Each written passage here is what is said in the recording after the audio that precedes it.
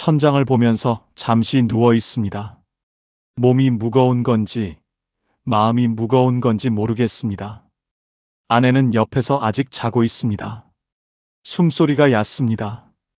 어젯밤에 오래 뒤척였다는 걸 저는 알고 있습니다. 이불을 걷고 일어납니다. 거실에 나오니 바닥이 서늘합니다. 보일러는 새벽 2시에 자동으로 꺼지도록 맞춰놨습니다. 전기요금이 올랐습니다. 가스요금도 올랐습니다. 줄일 수 있는 건 다 줄이고 있습니다. 이제 남은 게 별로 없습니다. 세면대 앞에서 거울을 봅니다. 64입니다. 이 얼굴을 보고 있으면 가끔 낯섭니다.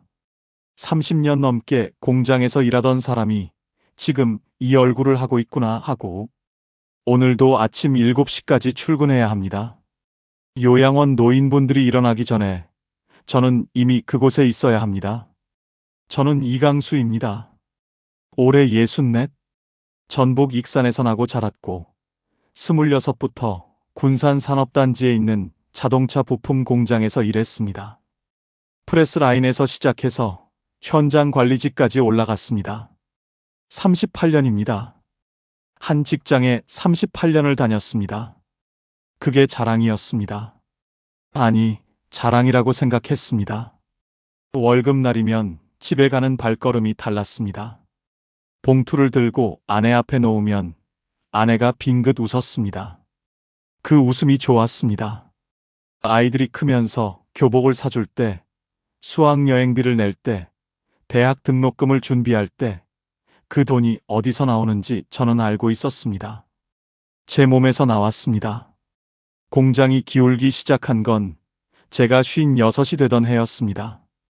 중국산 부품이 밀려들었고 납품 단가는 떨어졌고 회사는 구조조정 이야기를 꺼내기 시작했습니다. 처음에는 임원들 이야기인 줄 알았습니다. 그 다음엔 부장들이 나가더니 과장들이 나갔고 결국 현장까지 내려왔습니다. 형님, 희망퇴직 신청하실 겁니까? 후배가 작은 소리로 물었습니다. 저는 고개를 저었습니다. 나는 끝까지 남을 거야. 여기서 퇴직하면 나는 아무것도 아니야. 그 말이 얼마나 오만한 말이었는지 그때는 몰랐습니다. 희망퇴직을 거부한 사람들은 계약직으로 전환됐습니다. 저도 그랬습니다. 60이 되는 생일 다음 날 인사팀에서 서류를 들고 왔습니다. 3개월짜리 계약서였습니다. 계약 연장은 실적과 건강 상태에 따라 결정됩니다. 38년을 일한 사람한테 3개월짜리 계약서를 내밀었습니다. 손이 조금 떨렸지만 도장을 찍었습니다. 그리고 4년을 더 버텼습니다.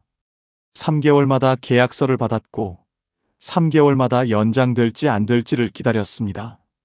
그 기다림이 매번 지옥이었습니다. 이야기를 듣기 전에 구독 버튼과 좋아요 한 번씩 눌러주시면 감사하겠습니다. 이런 진솔한 이야기들을 계속 전해드릴 수 있는 힘이 됩니다.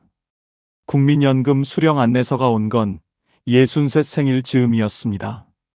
봉투를 뜯으며 잠깐 기대했습니다. 38년을 꼬박 부었으니까요. 한 달에 100만 원 남짓. 숫자를 보고 한참을 서 있었습니다. 그 돈으로 할 수 있는 것들을 머릿속에서 계산했습니다.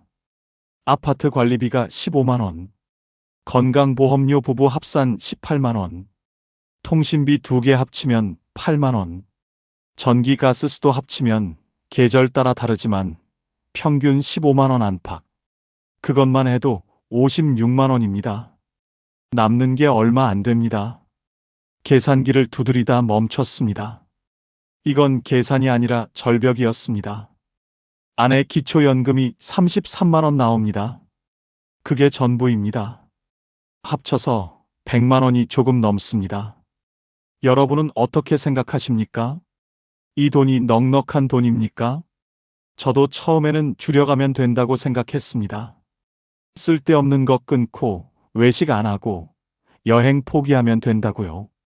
그런데 줄이고 또 줄이다 보니 줄일 게 없어지는 날이 왔습니다. 마지막으로 남은 건 밥상이었습니다.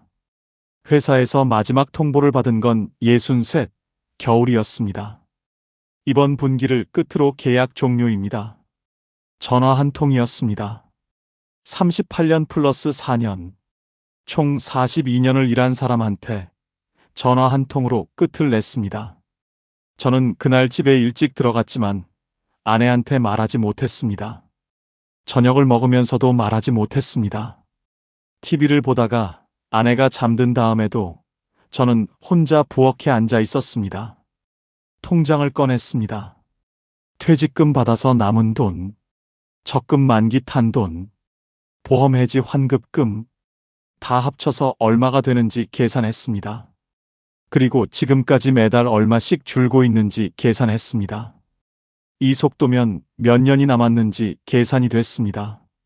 그 숫자를 보고 있으니 숨이 잘 안 쉬어졌습니다. 이틀이 지나서야 아내한테 말했습니다.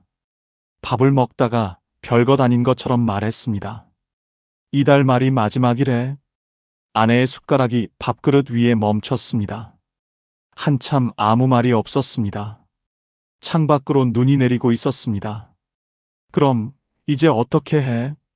그 물음에 저는 대답을 못했습니다. 그날부터 다시 시작했습니다. 인터넷을 뒤졌습니다. 60 넘어서 할 수 있는 일, 시니어 채용, 중장년 재취업, 검색어는 다양했지만 나오는 내용은 다 비슷했습니다. 경비원, 주차관리, 청소, 배달, 이력서를 썼습니다.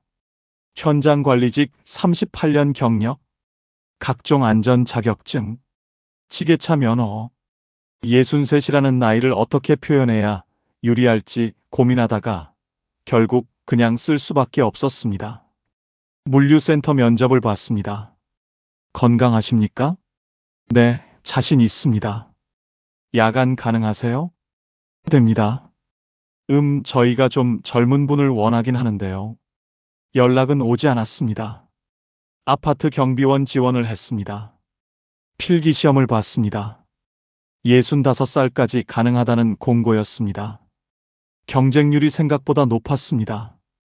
다음에 자리 나면 연락드리겠습니다. 연락은 역시 오지 않았습니다. 그러다 아들 녀석이 전화를 했습니다. 37, 중소기업 대리입니다. 맞벌이를 하지만 전세대출 이자가 빠듯하다는 말을 가끔 했습니다. 아버지, 요즘 많이 힘드시죠? 아니야, 괜찮아. 저도 사실 요즘 좀 빠듯한데 전세 재계약이 이번 달인데 보증금이 3천 올랐거든요. 저는 전화기를 들고 잠시 말이 없었습니다. 아들이 부탁하는 게 아니었습니다. 그냥 말하는 거였습니다. 그런데 그 말 안에 무언가가 있었습니다. 제가 뭔가를 해줘야 한다는 무언가가. 얼마나 필요하냐? 아니에요, 아버지. 그냥 말씀드린 거예요. 얼마 필요하냐고. 그날 밤 통장을 다시 들여다봤습니다. 내 노후와 자식의 현재, 여러분이라면 어떻게 하시겠습니까? 결국 2,500만 원을 보내줬습니다. 고맙습니다, 아버지. 아들 목소리가 많이 작았습니다. 그 뒤로 제 통장 잔고는 눈에 띄게 줄었습니다. 뭔가 구멍이 뚫린 것처럼. 딸은 35, 계약직 교사입니다. 아직 미혼입니다. 가끔 주말에 오는데 올 때마다 뭔가를 사옵니다. 과일이든 반찬이든. 말은 안 하지만 딸은 알고 있는 것 같았습니다.